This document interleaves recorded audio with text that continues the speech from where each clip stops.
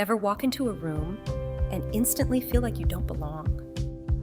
There I was, at a party, surrounded by people who looked like they were auditioning for a happiness commercial, and I just stood there. My mouth didn't move. My thoughts? Oh, they were partying all right, mostly saying, "Don't say anything dumb. Don't be weird." Turns out there's a difference between being shy and slowly disappearing into your own head. And that difference, it matters. Someone says, "You're really smart." My brain, they're just being nice. Compliments become court cases. And guess who plays prosecutor, judge, and executioner? And if that sounds familiar, wait, it gets sneakier. You scroll. She's got the dream job. He's glowing. They're in Bali. You celebrated putting on pants today. It's like everyone got the manual for life. And you got IKEA instructions in another language.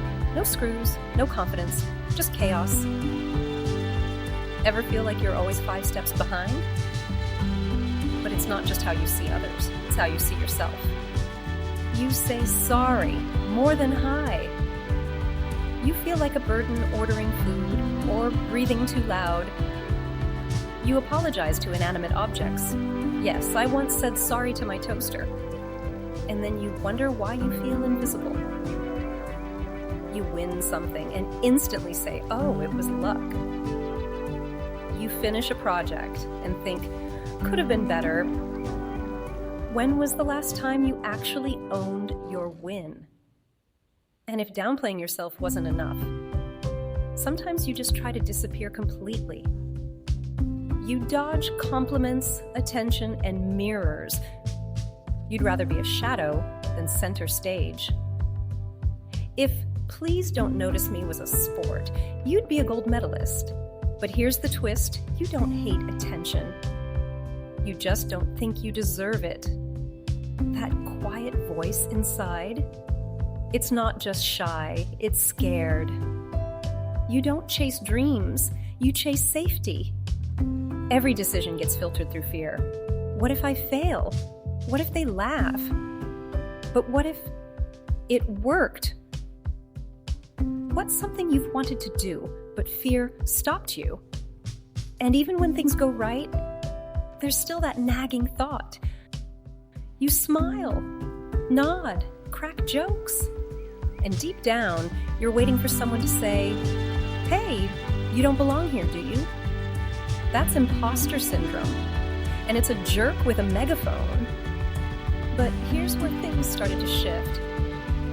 One day, I wrote a sticky note that said, "Maybe I'm not terrible." I stared at it, felt ridiculous, almost crumpled it. But I left it up.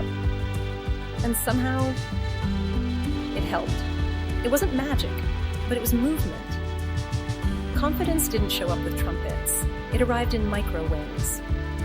Asking a question, sending the email, not shrinking to make others comfy. Each one whispered, "You're allowed to take up space." If this felt a little too real, let me say this. Low self-esteem doesn't mean you're broken. It just means you've been carrying too much doubt for too long. But that voice in your head, it can change. And it starts with you whispering back, "I'm doing better than I think." Please drop a flex emoji if this hit home, and tell me, what's the tiniest win you're proud of this week? If you found this content helpful, please subscribe. Thanks for watching.